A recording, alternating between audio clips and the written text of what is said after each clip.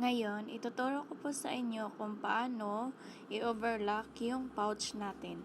Okay, easy lang po to, kaya watch nyo po.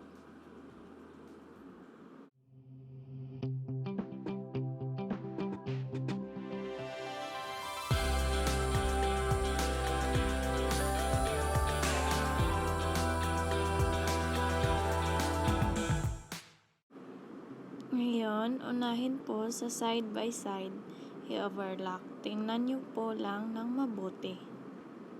Ayan. Pagkatapos, i-cut yung mga excess.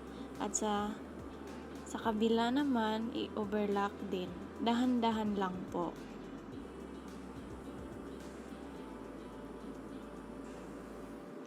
Ayan, at saka tingnan nyo po kung straight po siya para magiging pantay yung pagkabuo ng overlock natin.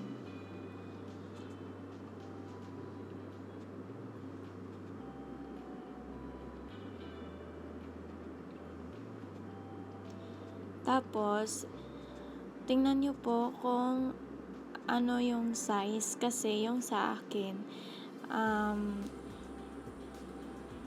mini-measure ko para magiging exact talaga siya. Yung measure po ng pouch ko is 15 by 30. Yan, cut the excess. At saka yan lang. Tapos na po ang ating pouch. Pagkatapos ay i-flip lang ninyo. Tapos tusukin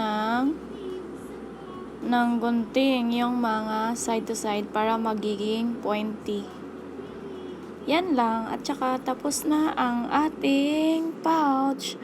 Thank you for watching.